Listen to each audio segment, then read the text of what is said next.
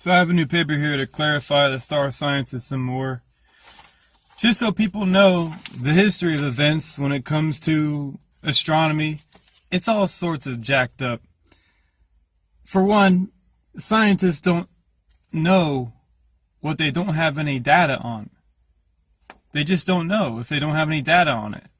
So in place of something you don't have any data on, what do you do as a scientist and it's your living? You make money doing it? Well, you invent shit. That's what happened. That's why we're having a problem with brown dwarfs. In this new paper, I have the locations of M, L, T, and Y brown dwarfs on the Walensky-Taylor diagram. I'll link this to the bottom of the page.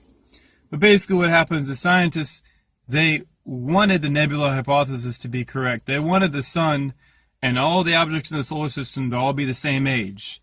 So what they did is say, oh, well, they formed all at the same time, so all we have to do is find the oldest object in the solar system, and then we can determine how old the sun is from that. So naturally, the oldest object in the solar system was meteorites. Rocks that came from outer space. They radiometrically dated them, and they were many billions of years old, 4.5 billion plus. So they then said, well, shit. We have these really old rocks, and the sun is the same age, mind you, that was the assumption.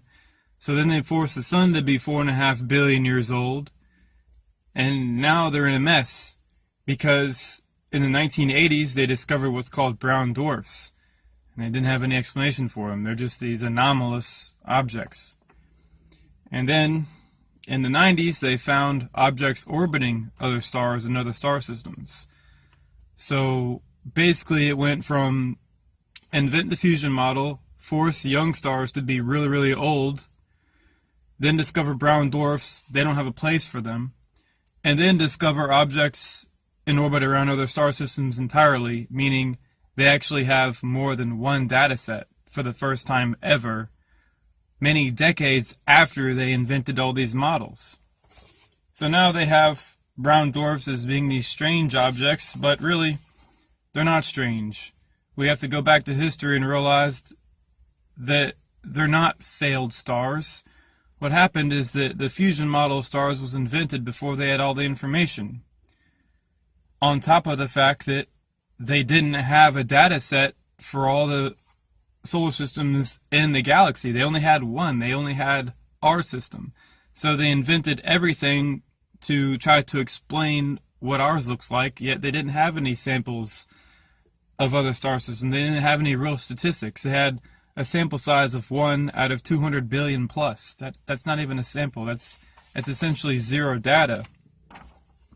So what we have to do is trash the fusion model, trash the nebula hypothesis, trash the idea of brown dwarfs being failed stars because they're not. They're intermediate age stars, and realize that planet formation is stellar evolution itself, and that brown dwarfs sit in between young hot stars and old, very, very old chemically complex stars that astronomers to this day call planets, which is an ancient 2,000 plus year old Greek definition which doesn't make any sense at all.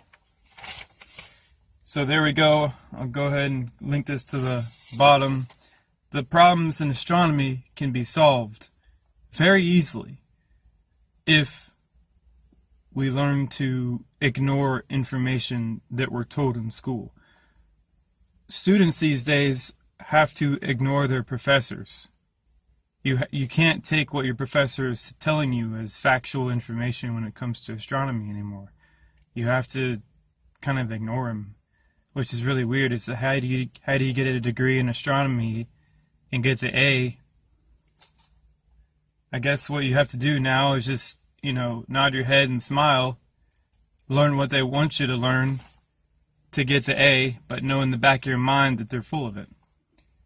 I guess that's what students have to do now. It's kind of a mind game, if you will.